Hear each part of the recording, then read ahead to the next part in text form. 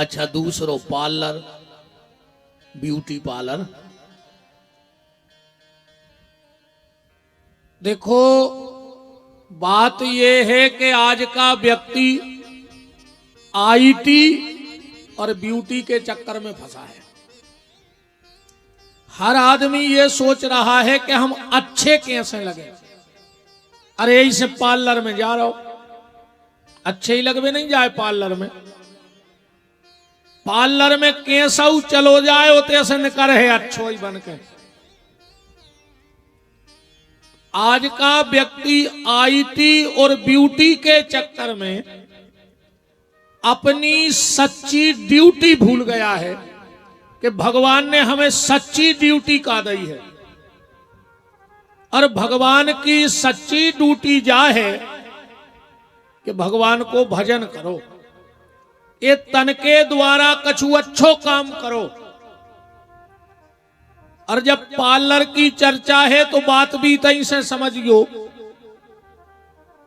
कि ब्यूटी के समय में भजन करत रहियो। जब ब्यूटी बनवे को समय है, सुंदर बनवे को, तो भजन करत रहियो। बुढ़ापे में भजन नहीं होने। बुढ़ापे में तो देखो जवानी में मेकअप, और कहूं मेकअप के तरफ दिमाग चलोगा तो बुढ़ापो अकेलो चेकअप में न कर जे। कबू शुगर चेक, कबू ब्लड प्रेशर चेक, कबू किडनी चेक, कबू लीवर चेक, कबू कान चेक, कबू आंखें चेक। इसलिए निवेदन ये है आप सबसे कि मेकअप की उम्र में भजन करो। बुढ़ापे में तो चेकअप ही चेकअप होने हैं। अब फिर तो मोड़ी मोड़ा तक को डॉक्टर भी कह देते कि अब घरे ले जाओ, अब चेकअप से कछु नहीं हो रहा हो, अब तो चिपके रहो जेदना है जो पलका कहते, अब तो आशा छोड़ दे।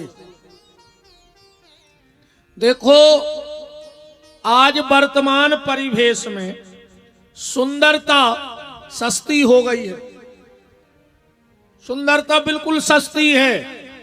1000-2000 लेके पार्लर चले जाओ, बिल्कुल केवला से जाओ, वहां से कलई से निकर हो। सुंदरता बिल्कुल सस्ती है, पर कलयुग में चरित्र महंगा हो गया है। जजमान आप की तरफ आ जाओ, माता जी खुदानी तरफ कर लो।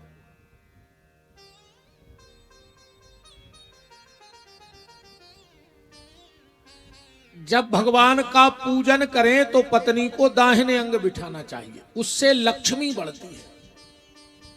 और जब किसी बुजुर्ग को, किसी साधु संत को प्रणाम करें तो पत्नी को बाईं तरफ कर लेना चाहिए। ये शास्त्र का मत है। पूजा करते वक्त, दान करते वक्त पत्नी अगर दाहिनी तरफ है तो तुम्हारा धन बढ़ेगा, और अगर आशीर्वाद लेते वक्त पत्नी बाईं तरफ है तो तुम्हारा वंश बढ़ेगा। ये विधान है हमारे यहां शास्त्रों के।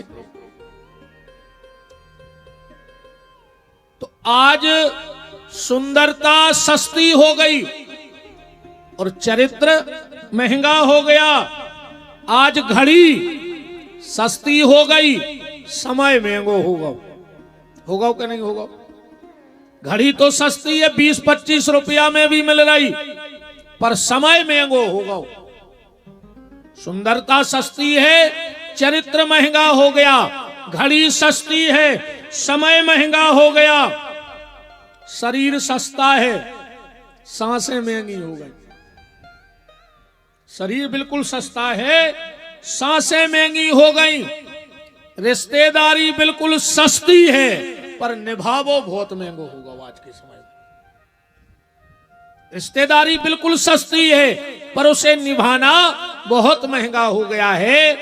मेरा निवेदन बस इतना है कि मेकअप के समय में भजन करियो ना, आखिरी में चेकअप हुई। अब बात यह है कि अगर संसार के पार्लर में जाओगे तो तुम्हारा चेहरा सुंदर होगा।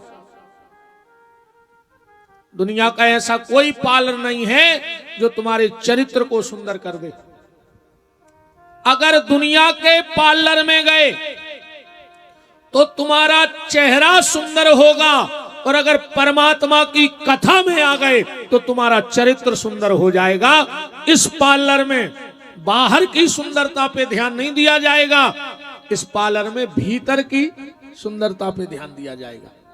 क्योंकि भगवान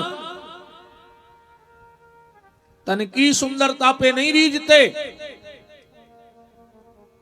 गुरु और गोविंद ये दो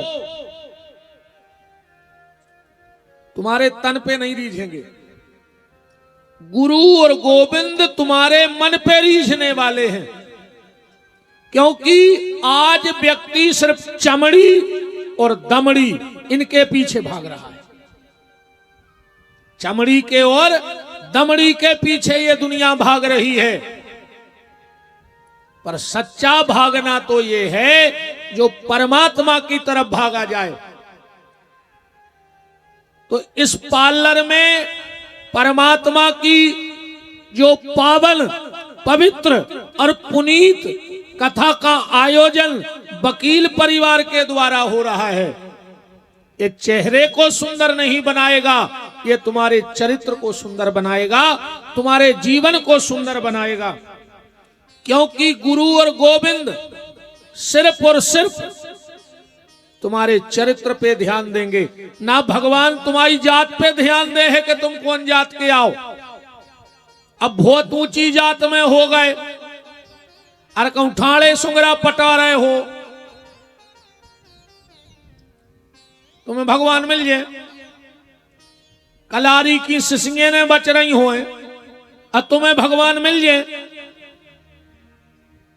भगवान जात पात नहीं देखते, भगवान तुम्हारा धन नहीं देखते, भगवान तुम्हारा तन नहीं देखते, भगवान तो तुम्हारा मन देखते हैं प्यारे। गुरु न मांगे तेरी धन दौलत, क्योंकि गुरु और गोविंद का स्वभाव बिल्कुल एक सा होता है। गुरु न मांगे तेरी धन दौलत, गुरु न पूछे जात। भगवान जात नहीं पूछते। गुरु न मांगे तेरी धन दौलत, गुरु न पूछे जात। वो गुरु का प्यारा वह शिष्य जो माने गुरु की बात। भगवान को वही प्यारा है। देखो गोस्वामी तुलसीदास जी ने शरीर को धन कहा, पर किसके शरीर को धन कहा? ये नहीं कहा कि ब्राह्मण का शरीर धन्य है, ये नहीं कहा कि क्षत्रिय का शरीर धन्य है, ये नहीं कहा कि वैश्य का शरीर धन्य है, ये नहीं कहा कि कनिष्ठ का शरीर धन्य है। तुलसीदास जी से पूछा ये चमड़ा किसका धन्य है? क्या सुंदर बात गोस्वामी जी कह रहे हैं कि सोई पावन सोई सुभग शरीरा। पवित्र देह किसकी है? कि सोई पावन सोई सुभग शरीरा, और जो तन पाए भजे रघुवीरा। जिसने यह देह प्राप्त करके और उस परमात्मा को प्राप्त कर लिया, उसी का शरीर धन्य है। नहीं ऐसो शरीर तो सुंगराखों भी मिलो है, ऐसो शरीर तो मल में रहने वाले कीड़े को भी मिला है। और अगर इन्हीं विषय वासनाओं के चक्कर में पड़े रहे तो हमारे शरीर में और जानवर के शरीर में कोई अंतर नहीं है। तो निवेदन बस इतना है कि भगवान का नाम लेते रहना। जैसे बने भाव कुभाव अनख आलसहु, नाम जपत मंगल दिशि दसहु। तुलसी अपने राम खो रीज भजो के खीज, और खेत परे में मूंगे हैं उल्टे सीधे बीज। जैसे बन जाए वैसे ठाकुर जी का नाम जप करो, क्योंकि अंत में अगर कुछ जाना है तो भगवान का नाम ही जाना है, कुछ नहीं जाने। अगर तुम घर की नारी की भरन में हो के जा हम संग दे है, तो आखिरी में हाथ की नारी तक संग छोड़ दे। छोड़ दे कि नहीं छोड़ दे? कौन गांव को आए कहका के लगे नारी नहीं मिल रही, तो कहने लगे अब पार देने अच्छे वर का मार गाय कहा है। ये शरीर भी तुम्हारा नहीं है और ना ये शरीर तुम्हारे हिसाब से चल रहा है कि चल रहा हो। अरे एक रोया भी शरीर से टूट के गिरता है तो वो तुमसे नहीं पूछता कि हम गिर जाएं कि नहीं गिर जाएं। कई आदमी यही टेंशन में है, हमारी बहू हमारे मन की नहीं चल रही, हमारा लड़का हमारे मन को नहीं चल रहा हो। कछु को जा टेंशन है कि सरकार मन की नहीं चल रही। कई बिल्कुल फ्री में पगले आने फिर रहा है। कई का अब कई ये साल सरकार को जने कौन की बने, हमें बहुत टेंशन है। तुम्हारा खुद को लड़का तो तुम्हारी सुन नहीं रहा, तुम सरकार की टेंशन बनाए फिर रहा है। बताओ अच्छा सुन रहा है, तुम्हारे घर के तो तुम्हारी इज्जत नहीं कर रहा है। मेरा निवेदन बस ये है, ये सांस भी तुम्हारी नहीं है, कभी भी ये सांस तुम्हारा साथ छोड़ सकती है। इसीलिए गुरु की सानिध्य प्राप्त करके गोविंद को प्राप्त कर लो।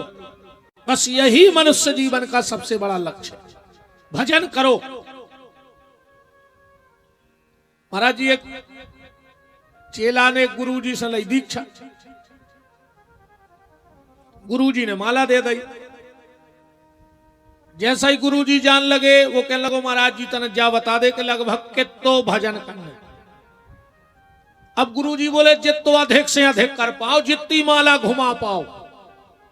बोले फिर भी गुरु जी 10 माला घुमाए के 15। अब गुरु जी बोले बेटा तुम जितनी घुमा पाओ, ज्यादा नहीं तो आखिरी सांस तक 23 करोड़ भजन कर लियो, इतनी माला घुमा लियो। और वो चलो गो चेला एक दना लेवा गो गुरु जी घरे। गुरु जी बोले कितनी माला घुमाई? वो बोलो हमें खुदा ही पता नहीं है, तुम कह रहे थे 23 करोड़, मुझे लगा 33 अरब होगा हुए का भजन। गुरु जी बोले तेने कितनी माला घुमाई रही ऐसी? और का कछु करो ही नहीं है 2-3 साल। बोले गुरुजी माला बिल्कुल 24 घंटा घूम रही। बोले कैसे? वो कमरा में गाओ। बोले जो अंदर हम माला ले आए थे हमने पंखा पे टांग दी थी, वो माला इस कदर घूम रही है, चन्ना रही है। अब ऐसी माला घुमाए चका हो रहा बता। गुरुजी ने कई माला हाथ से घुमत जो ओने सोनी माला ही घुमो चलती अकेली, सोने पंखा पे टांग रही सुबह चन्ना में लगी माला।